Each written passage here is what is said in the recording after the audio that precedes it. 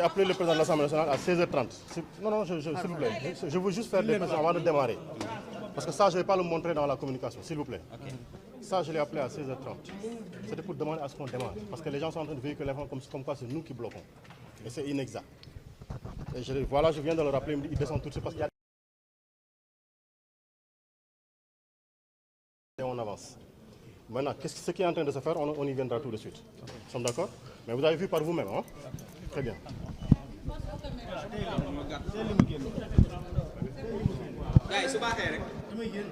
Allez-y, c'est bon.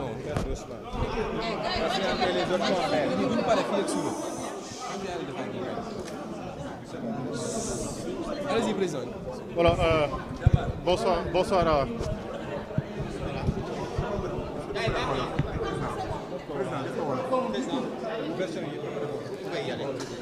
waaw asalaamaaleykum ñu ngi leen di nuyu di leen ziar bu baax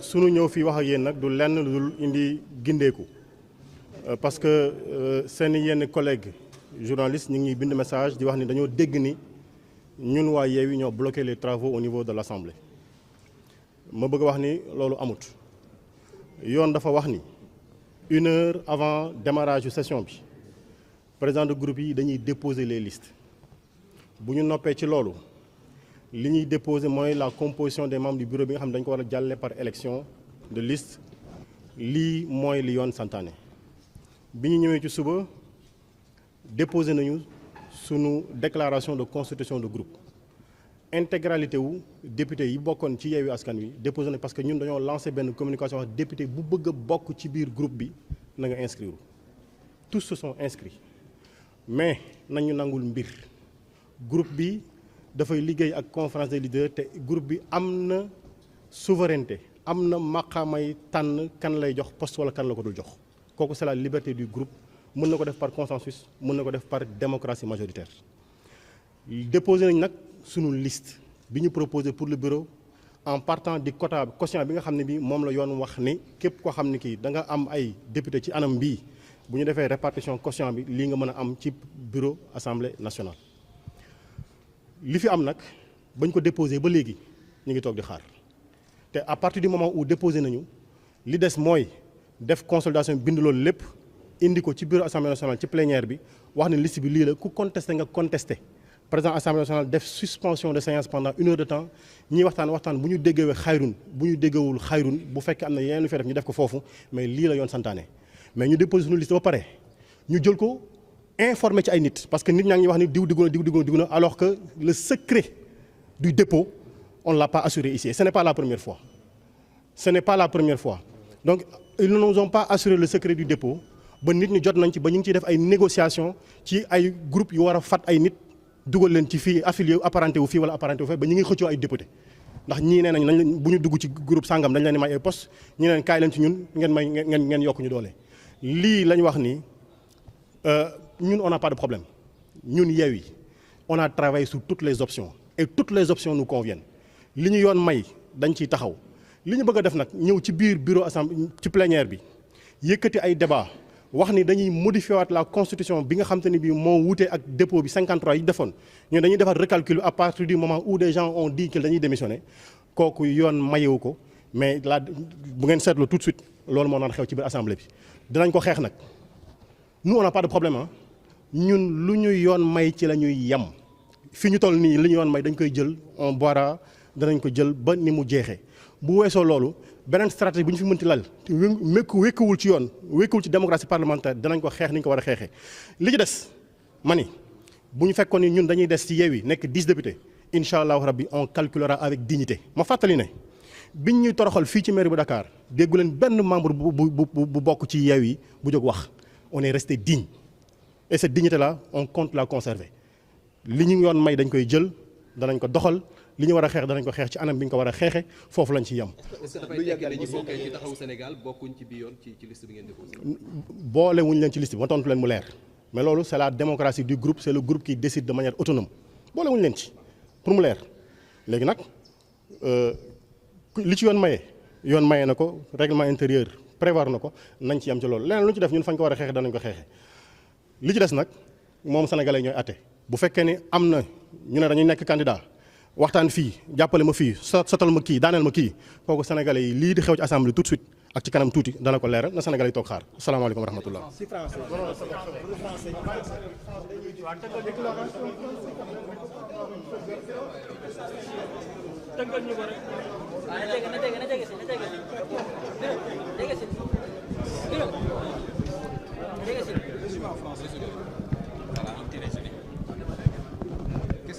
Bonsoir à tout le monde. Nous sommes juste venus pour partager avec vous des informations parce que beaucoup de vos collègues nous ont interpellés sous le prétexte qu'ils avaient entendu que nous, députés de Yewwi, nous avions fait le blocage au niveau de l'Assemblée. Nous venons ici tout de suite, je vous ai montré les communications que j'ai adressées tout de suite, c'est inexact. À 9h, nous avions déposé une déclaration de groupe. Quasiment à 13h, 14h, nous avons déposé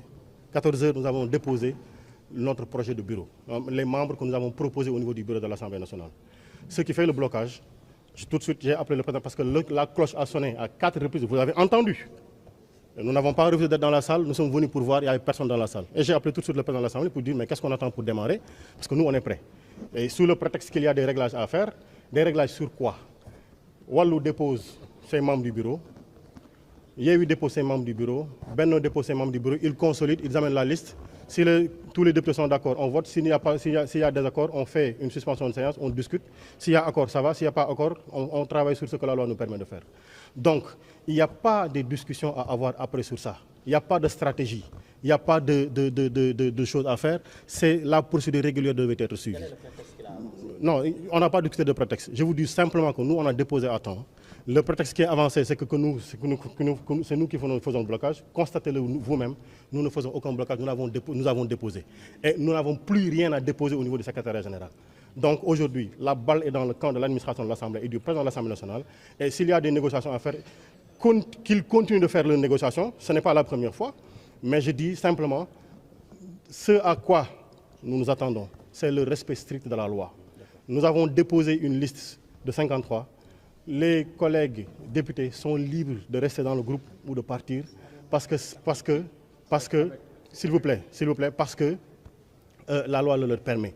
Mais le calcul étant déjà fait, le dépôt étant déjà fait, on ne peut pas revenir en arrière. S'ils décident de revenir en arrière, il faudra qu'ils nous disent sur quelle base légale ils le feront.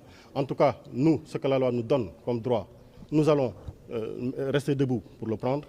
S'il y a autre chose, par les voix qui nous seront permises, nous allons nous y opposer. Et je voudrais simplement faire une précision. Si l'ensemble des députés démissionnent du groupe pour qu'il n'en reste que 17, nous travaillerons suivant ce que la loi nous offre avec 17 députés et nous resterons dignes de cela. Donc, non, je ne fais pas de commentaires sur des députés qui appartiennent parce qu'ici, nous sommes venus sur une même liste. La liste, on n'a pas investi un député parce qu'il était bleu, noir ou marron. On a investi des députés parce qu'ils sont de Yewwi Askan Wi. On ne connaît pas d'organisation politique, on ne connaît pas de récépissé d'organisation particulière, de système religieux ou de système je ne sais quoi. Ici, ce sont des députés d'un groupe parlementaire qui a un nom, qui l'a déposé, qui a battu campagne sous cette bannière-là, et vous tous, vous l'avez connu. Donc, oui, non, parce que nous avons déposé, et nous sommes interpellés sur des négociations qui s'entretiennent sur le fait d'accepter et de compétition sur l'acceptation d'un apparentement de députés dans un groupe ou dans l'autre. Alors que, aujourd'hui, au niveau de la plénière, on n'en a pas encore parlé. Donc, qu'est-ce qui se passe? Nos informations qui devaient être secrètes sont déjà passées sur la place publique. Ben, écoutez, les auteurs n'ont qu'à s'identifier et demander pardon. Merci beaucoup. Merci.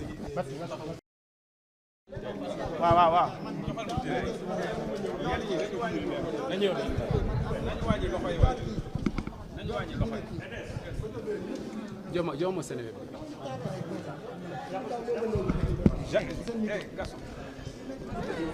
Gaston bàyyi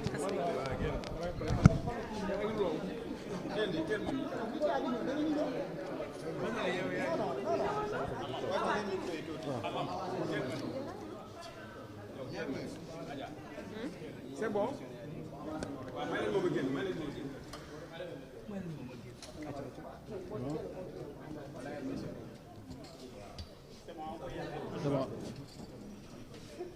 Merci beaucoup, Madame, Messieurs. C'est Babacar Mbaye du groupe Babacar Abba Mbaye de Taxawu Sénégal.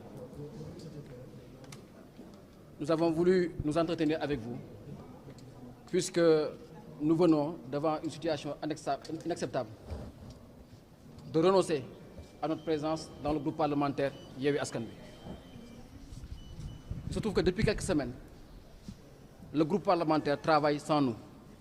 On n'est convié à aucune rencontre, on n'est convié à aucune réunion, aucune information n'est portée à notre égard. Malgré la générosité de Khalifa Sall, puisque quand on a fondé ce groupe, puisque M. Barthélémy Diaz était le candidat à la présidence de l'Assemblée, la présidence du groupe parlementaire a été cédée au parti PASTEF. Mais mieux encore, M. Ousmane Sonko avait demandé à avoir un poste pour quelqu'un qui n'a pas fait la formation à l'école française. Nous avions cédé le poste de vice-président du groupe parlementaire qui revenait à Taxawu à M. Cheikh Thioro Mbacké. Lorsque certains partis ont voulu faire preuve de boulimie, le président Khalifa Sall avait demandé à ce qu'on soit généreux avec les autres partis.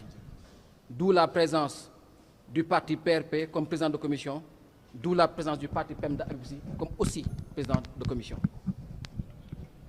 Depuis le mois de septembre, j'ai saisi M. Birame Souleye Diop pour une réunion. Puisque, après tout ce qu'on a fait ensemble, après tout ce qu'on a vécu ensemble, après tous les combats qu'on a portés ensemble, Taxawu Sénégal, dans ce groupe parlementaire, en toute loyauté, quelquefois des combats qui sont allés à l'insu de nos propres valeurs. Lorsque des députés parmi nous ont agressé des femmes, lorsque des députés parmi nous ont insulté des ministres, nous avons fait preuve de solidarité parce que nous avions le sentiment d'appartenance à cette grande et belle coalition. Depuis le mois de septembre, M. Birame Souleye Diop fait dans le dilettantisme, refuse de discuter avec nous, refuse de parler avec nous, refuse de nous rencontrer.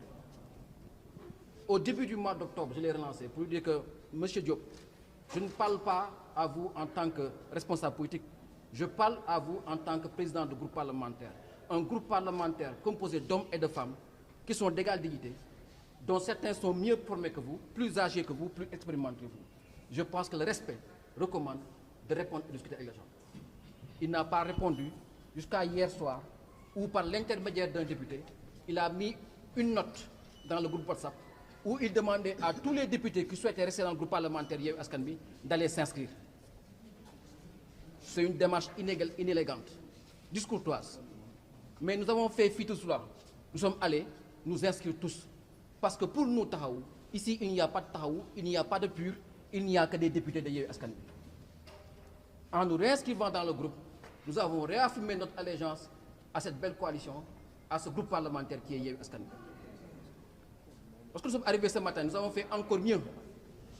Nous avons demandé à notre doyen Omar Cissé, maire de Rufisque, et à M. Babacar Mbengue, maire de Hann Bel-Air, député maire de Hann Bel-Air, d'aller restaurer le fil du dialogue. Nous ne voulions pas aujourd'hui, à ce moment précis, en être là, où les gens peuvent couper le lien de dialogue parce que nous sommes un groupe parlementaire et que nous considérons presque que nous sommes à la dernière année parlementaire. Lorsque les doyens sont allés les voir, ils ont salué cela en ouvrant la discussion sur le bureau de l'Assemblée, puisque Yewwi avait plusieurs postes dans le bureau de l'Assemblée, PASTEF en avait 5, Taxawu en avait 3, PUR en avait 2, PEM en avait 1 et le PRP en avait 1. Ils nous ont dit que ce sont les leaders de Yewwi Askan Wi qui sont en train de discuter sur les postes. C'est qui les leaders de Yewwi Askan Wi? C'est M. Ousmane Sonko qui est dans les détentions? C'est M. Khalifa Sall qui ne participe plus aux réunions? C'est qui? C'est Maïmouna Bousso, c'est Dianté, c'est ça les leaders de Yewwi Askan Wi? Mais nous avons préféré patienter. Nous avons patienté jusqu'à ce qu'on nous informe que le bureau a été déposé sans les membres du bureau de Taxawu Sénégal. PASTEF pouvait prendre ses postes et laisser aux autres leurs postes. PASTEF pouvait prendre ses postes et laisser à Taxawu, au PRP et aux autres forces politiques leurs postes. Ils ont préféré inscrire leur nom sur leur poste et inscrire leur nom sur nos postes. Face à cette situation-là, nous avons considéré qu'il était important pour nous de nous retirer du groupe. Puis ce qui s'est passé aujourd'hui est l'expression d'une grande irresponsabilité politique. Comment une coalition comme la nôtre, qui crie partout le besoin d'une transparence dans l'Assemblée, le besoin d'un dialogue franc dans l'Assemblée, puisse renoncer aujourd'hui à des postes. Puisque vous savez que si nous quittons le groupe parlementaire Yewwi Askan Wi va perdre au moins 4 postes, dont le poste aussi important de deuxième questeur, un poste de vice-président, un poste de secrétaire élu et des postes de commission. Les gens ont préféré réduire l'influence de Yewwi Askan Wi dans l'Assemblée plutôt que de faire preuve de lucidité, de faire preuve de bon sens, de faire preuve de courtoisie. Encore une fois, Wallu nous vient de nous donner une leçon politique.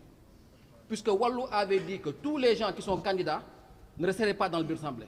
Mamadou Lamine Diallo est candidat, Bara Dolly est candidat. Mais après discussion, ils ont considéré que l'Assemblée n'a rien à voir avec les candidatures. Donc Mamadou Lamine Diallo garde son poste de vice-président, Bara Dolly garde son poste de deuxième président du groupe parlementaire Wallu, et que la vie parlementaire de ce groupe-là continue. Aujourd'hui, nous aurions pu faire pareil. Chacun prend ses postes et la vie parlementaire de Yewwi Askan Wi continue. Ce qui s'est passé aujourd'hui, c'est un renoncement, c'est un recul démocratique, c'est un manque de responsabilité, c'est un manque d'intelligence politique, c'est un manque de courtoisie et d'élégance politique. Est-ce que c'est pas une revanche par rapport à ce qui s'est passé à l'élection? Il ne faut pas confondre les institutions. Ces deux institutions n'ont rien à voir. À la ville de Dakar, ce qui s'est passé est parti d'une décision de justice portant sur la parité. Ici, rien ne nous empêche de discuter en toute franchise. Parce que ce qui vous dit que c'est stupide, mais si nous, on sort du groupe, ils perdent les postes. Donc, ils ne nous ont pas privé, nous, de postes. Ils ont privé Yewwi de postes. Donc, ce qui s'est fait, c'est juste une méchanceté, une idiotie sans nom, qui a fait que Yewwi va perdre toute son influence aujourd'hui dans l'Assemblée. Puisque si nous perdons les postes, eux, ils ne les prennent pas. Aujourd'hui, c'est Benno Bokk Yakaar qui va se renforcer avec 3 postes. Et Benno Bokk Yakaar va récupérer et le poste de questeur et le poste de questeur adjoint. Vous pensez que c'est un hasard que le questeur, après 2 mandats, ait décidé d'aller être ministre? C'est parce que pour la première fois, il avait une force contraire qui rendait peut-être la question moins intéressante. Aujourd'hui, on vient de leur faire une fleur. Ils vont retrouver toute leur puissance sur le budget de l'Assemblée et l'exiger comme faut. On n'aura plus que les médias pour pleurer, ce qui est totalement irresponsable. Ok, honorable, avec ces nouvelles données, est-ce que Yewwi Taxawu va avoir un groupe parlementaire? Quand vous démissionnez d'un groupe parlementaire, vous ne pouvez pas avoir un groupe parlementaire. Vous voyez à quel point notre démocratie est séquestrée par les conflits de personnes. Ça a été fait à la suite du conflit qu'il y avait entre Diagne Fada et eux. Aujourd'hui, Taxawu Sénégal, qui a des maires, qui a un parcours, qui a des députés, mérite d'avoir son groupe et d'avoir sa réflexion. Pastef, qui est un groupe politique avec un discours peut-être plus radical, peut-être plus souverainiste, peut-être plus nationaliste, avait le droit et le devoir d'avoir son groupe de l'Assemblée. Le Wallu nous a montré que dès le départ, ils ont eu le groupe parlementaire parce que Wade a ici un groupe depuis 1976 et Benno a son groupe. Donc notre démocratie aujourd'hui reste encore une affaire d'hommes, une affaire de querelle de personnes et n'est plus une affaire d'intention, d'idées ou de positionnement dans le champ de la République. Regrettez-vous alors Yewwi Askan Wi? Regrettez, on ne regrette rien du tout. Nous sommes dans cette démocratie depuis longtemps. Nous sommes dans l'opposition depuis 2012. Nous avons eu à exercer des fonctions importantes. Aujourd'hui, nous gérons encore la capitale. Nous sommes 14 députés élus. Il y a quoi à regretter, madame? Absolument rien. Ce que nous regrettons, c'est que des gens ne sachent jamais faire preuve de responsabilité quand ils le font. Et ils apprennent donc que la politique n'est pas une affaire de cœur, c'est une affaire d'intelligence. Et il y a demain, il y a un avenir à tout. Waa tey dañ fi ñëw waxtaan ak yéen parce que dañoo jël décision groupe parlementaire Yewwi Askan Wi boobu ba tey defe naa depuis ci dialogue bi dañuy def lépp lu ñuy def duñu ci boole mu jaaxaloon ñu trop ndax ba ñuy ñëw fii dañuy ne woon lépp lu am Yewwi Askan Wi du impacter groupe parlementaire bi ñu toog ba gis ñu kenn ci mois de septembre bi le 18 septembre man ma jël ci man woo Birame Souleye ne ko Birame Souleye groupe bi da nga ko bokk say nawle ñu la ëpp jàng ëpp la jaar-jaar njëkk la falu kon lii cër ak lii respect mooy que nga oo nit ñi wax ak ñoom bu dee am na problème ñu waxtaanee ko tontuwuma ba mois d'octobre ma yónnee waat ko message tontuwuma ba démb mu bind benn note dugal ko ci groupe WhatsApp groupe parlementaire Yewwi Askan Wi daal di ne képp ku bëgg a bokk groupe parlementaire Yewwi Askan Wi demal nga signé feddali ne ci groupe parlementaire bi nga bokk ñun ñëpp ñu dem signé sans consigne parce que dañ jàpp ni Yewwi Askan Wi la ñu bokk bi ñu ñëwee tey ñu def leneen encore moo ñu suñu ay mag yu mel na doyen Omar Cissé maire de Rufisque ku mel ni suñu mag Babacar Mbengue maire de Hann Bel-Air ne ko demal nga waxtaan ak ñoom nga wax leen ni fii groupe parlementaire bi am na yoo xam ne xaju fi et que fii bu dee benn at moo fi des war na mën a rafet ñu teg ay jéego yoo xam ne xëy na Sénégal yi daañu ci gis seen bopp.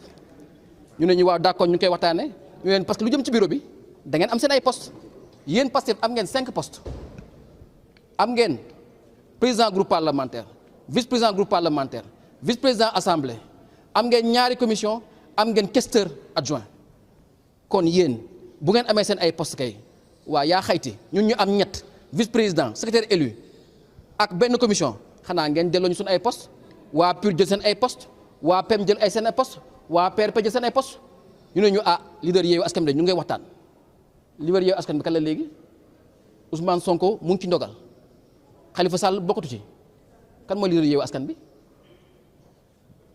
ñu toog ba ngoon gi waxuñu dara ñu jékki-jékki ñu ne ñu ñoom de bureau ba ngeen nekkoon taxaw nañ ci tànk génne leen ci ñu ne loolu dafa xaw doy waar ndax nag mun leen jël seen ay poste bind seen ay tur jël suñu ay poste bind seen ay tur loolu du xel du politique du ànd moo tax ñun tamit ñu posé acte politique mooy génn groupe parlementaire Yewwi Askan Wi te bu ñu ko génnee groupe parlementaire bi dafay jégg juróom benn fukk ak ñett wàcc ba 39 kon poste yi ñu bëggoon xañ ñun Yewwi Askan Wi daf koy daal di ñàkk kon tey Yewwi Askan Wi ñàkk na ñeenti poste ci bureau bi y compris poste bu am solo bu mel ne questeur adjoint mu nekk lu doy waar ndax loolu moom kenn xamul lu mu doon kenn xamul iñaan la kenn xamul wayeedi la kenn xamul irresponsabilité la kenn xamul lu mu doon mais lu ci mënti am rek mooy que ñun bañ fiy ñëw fii il y a 1 an liñ ci amoon mooy rendez-vous à Ngor Jaarama à 8 heures kenn xaaru woon poste kenn xaaru woon dara kon ñun poste indi woon fi lu ñu amoon solo mooy que tey li ñu naqari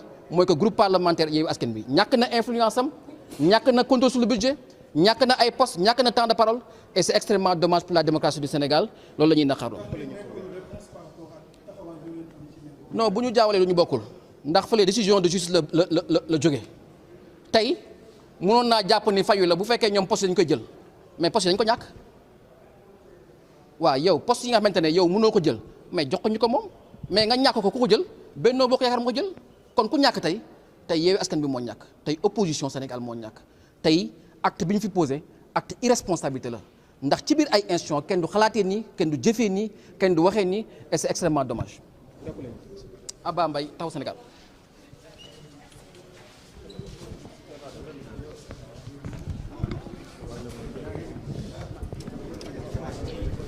yaa ngi